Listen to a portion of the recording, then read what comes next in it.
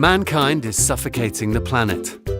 Let's all be like Lou and work towards the 17 Sustainable Development Goals.